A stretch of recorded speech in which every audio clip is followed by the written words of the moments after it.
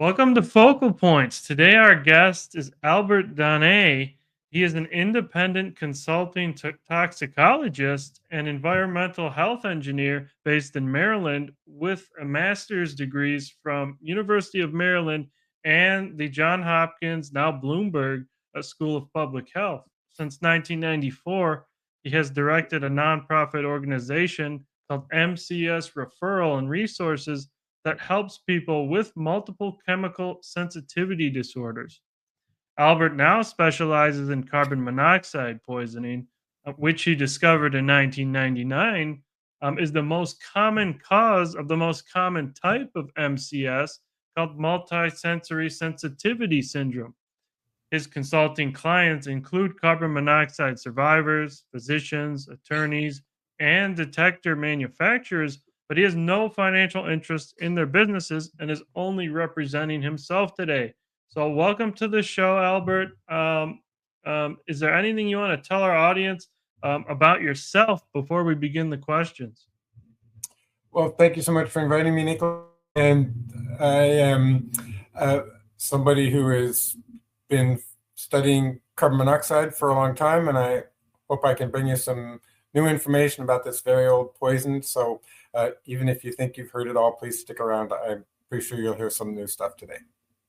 Awesome. So why worry about carbon monoxide poisoning? Like, isn't carbon monoxide really low in the air? Like, why should people worry? If they don't have a garage and their car's not on. Tell us a bit about that. Well, in fact, yeah, carbon monoxide is really low in most places now, 10 to 50 times lower than it used to be back in the 60s and 70s before EPA required catalytic converters on cars that reduces the carbon monoxide to carbon dioxide. And as a result, all these years later, there's hardly any in air. And if you live in an electric home and you don't have gas appliances or hobbies in your house, then it can be very low inside as well. And those people, if they're not smokers, are just not habituated to carbon monoxide the way they used to be. And that means we're all a lot more sensitive to it now. And even very low levels of increase above this very low background are shown to send more people to emergency departments and unfortunately also to their death every day whenever there's a small increase over a couple hours.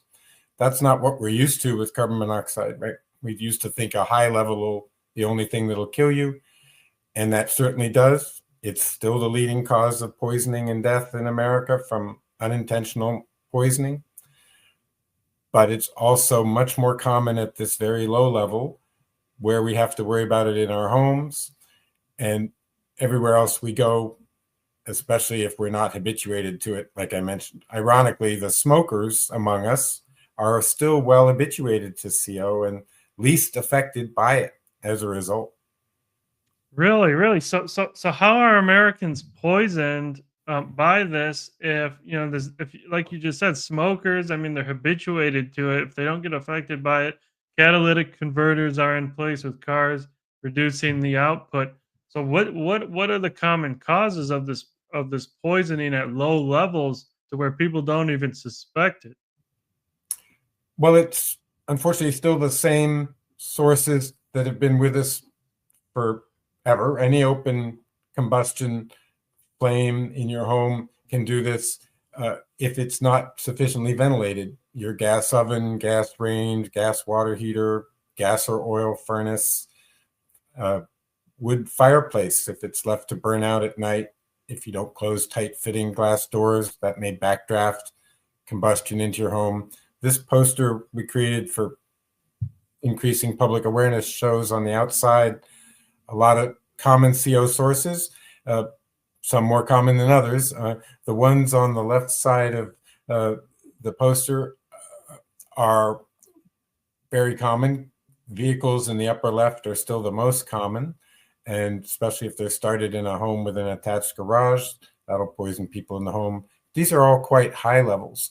The much lower levels now in air are the result of fluctuations that most people don't unfortunately have any control over, and which can arise from actions that, again, are beyond their home. They're just breathing it because it comes into your house. It's very hard to have a CO level indoors that's lower than outdoors. So outdoors, we also worry about airplane exhaust and boat exhaust. But the people on board the plane and on board the boat have to worry, because if there are problems with the ventilation system, there are fume events on planes where people are exposed to carbon monoxide, and fume events on boats as well, where people have been badly poisoned or even died from the exposure. On the far When right of people smell that gasoline smell and they're like, "Oh, it smells so good. It reminds me of summer." That's bad. Is carbon monoxide. Does that mean you're breathing that in when you smell that gasoline smell? it doesn't have an odor by itself, but in all these sources of air pollution I've been talking about, you certainly can smell the rest of the exhaust. Usually, if it's an automobile, if it's an airplane or a boat, it's called a fume event on an airplane because it has a strong odor, often of smelly socks, people say. And that's obviously not the carbon monoxide, but other volatile organic chemicals in the mixture. None of them are good for you, of course, and it's a strong signal whenever there's any combustion. If you smell anything, carbon monoxide is there as well, even if you can't smell it. And I think there are only relatively few exposures where there is no odor at all. Unfortunately, they are among the most common. They involve natural gas, which when it burns is often not releasing any other VOCs, right? Just water, carbon dioxide, and carbon monoxide. So that's why everybody should have a working CO alarm in their home. But that's not enough, unfortunately, we've learned, because they don't display anything below 30 parts per million. And the levels I'm talking about harming people are far below that. The WHO, World Health Organization, has the most recent standard that allows just 3.5 parts per million. And the EPA has been at 9 parts per million for decades. So a CO alarm in your home won't help you with these low levels. And that's why I recommend people get something better that can display from low levels and warn them all the time. They're not likely, they're as likely rather to be poisoned in their car or outside their home as they are inside. Really? Okay. Okay. Well, so let's go back to this poster here. So it says smoking anything. So does that mean cigarettes, tobacco, even marijuana, basically anything? Is that what that means? Even a cigar? Like, is that all gonna contribute to carbon monoxide uptake? Yes, and it really varies a lot what you're smoking. That image there in the top row of smoking only shows things that are rolled in paper, or smoked in a pipe, or smoked in a bong. But right there is a great difference in how much carbon monoxide would be created and then inhaled and absorbed. And unfortunately, we absorb about half the carbon monoxide we inhale with every breath. The rest we exhale again right away.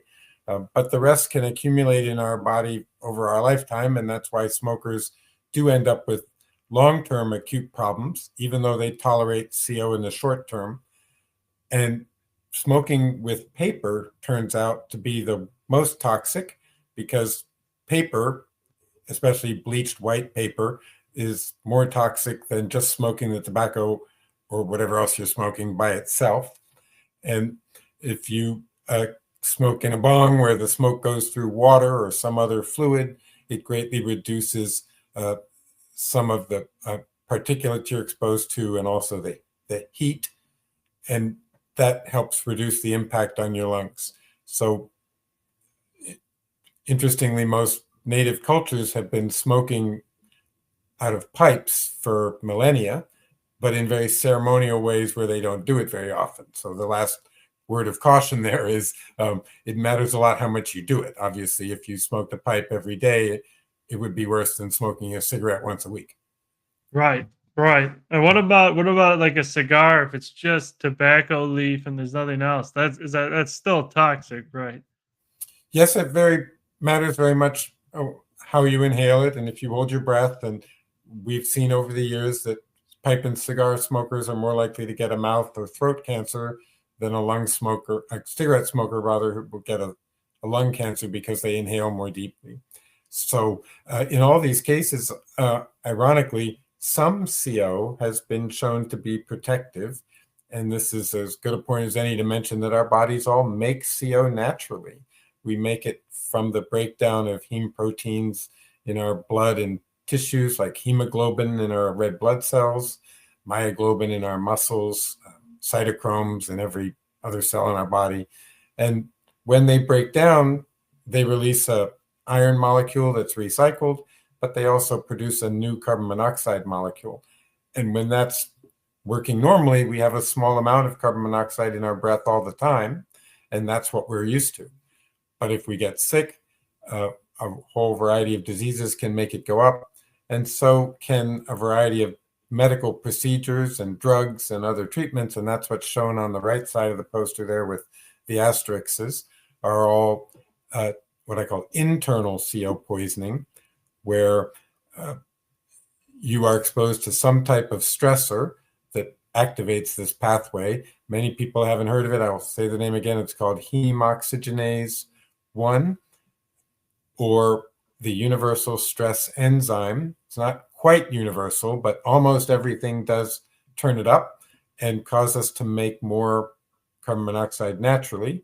And if that lasts a long time, it can cause really bad symptoms.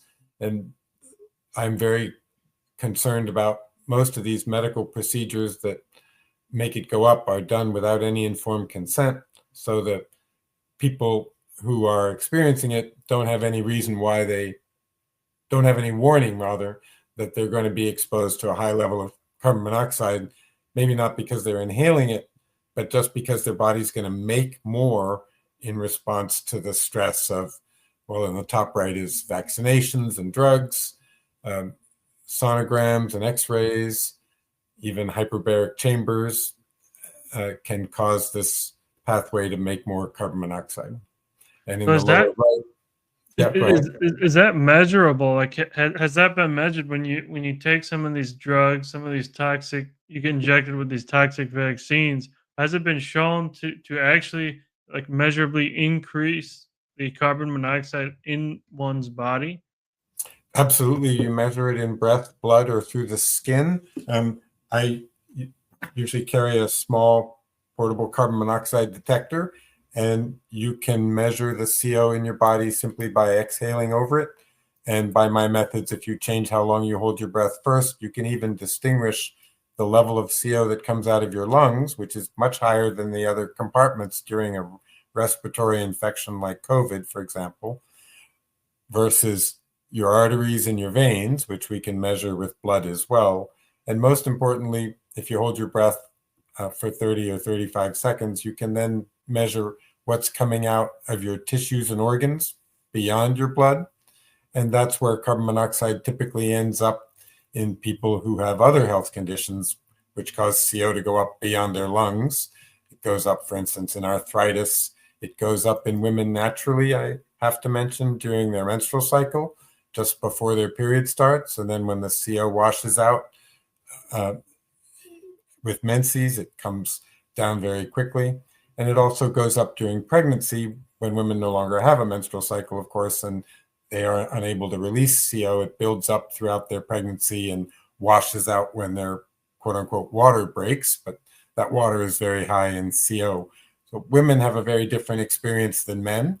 And in the lower right, it shows on this poster that they may be CO poisoned just by overusing menstrual products like tampons and cups and sponges that prevent the release of this CO gas right away.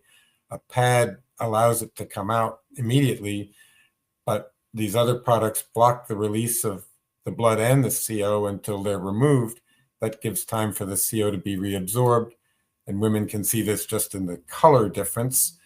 Carbon monoxide makes your skin bright red, whereas when the blood no longer has CO in it, it's very dark, often black. And women who use pads tell me that the blood is bright red when they do, but much darker if they use tampons or cups. So it's an easy way for women to see if they're getting rid of their CO or absorbing it. And the natural cycle, obviously, is to get rid of it. And the best news for women who do that over their lifetime is not a formal study, but just anecdotally, women who stick with pads have a much shorter experience of menopause when all this CO comes back out eventually, compared to women who use tampons and may have a 3, 5, 10-year experience in comparison, much longer. Wow. Wow, so that's a big difference. So you think that's mainly because they're retaining the carbon monoxide, it's not being released? You think that's why? And then, what can people do? Like, what's the best thing people can do? So we see all of these exposures, all of these ways you can get carbon monoxide poisoning. So I guess would the best way to be to avoid all of this stuff in this poster to prevent the poisoning? Well, we've got one more. Yes, you should at least be alert and aware of doing these things because they'll make your carbon monoxide go up, and half of it will probably stay in your body for many years or even the rest of your life, because once it gets deep in your tissues, it's much harder to come out. The other one in the top right we didn't talk about is sniffing a freshly opened bag of roasted coffee beans or ground coffee has so much CO in it that it causes my meter to go over 1,000 parts per million. So don't spend a lot of time with your nose in there. I recommend that people get a low-level portable CO detector, this or any other kind, that can measure from just 1 part per million. Your home alarm, remember, is only from 30. Even if it says 0, it's not going to show you anything until 30, and that's too late. And I also recommend that if you're doing anything for your health, that you can monitor your breath before and after you do it and see if that thing you're doing is making it go up or down. And for women, obviously, they could be switching to using pads instead of other products. And in terms of medical care, when we need it, we need it. But there are ways, we could talk about in another program, where you can get rid of the CO faster if you've absorbed it. I'll just mention one. It's a wonderful thing. If the Red Cross will accept you can donate your blood. It's free, it's fast, it heals quickly, and it's actually good for you. People who donate blood regularly are shown to live longer and have a lower burden of chronic disease while they're alive. So it is beneficial, and I think it may be because women have a menstrual cycle that they live 5 to 10 years longer than men. For all of those years they have that, they are able to maintain a steady level of carbon monoxide while men are steadily increasing theirs. And we are more at risk for heart disease and stroke and the other things carbon monoxide can cause. They're all listed there in the middle of the poster. And I encourage people who are concerned to simply count how many of these conditions they currently have.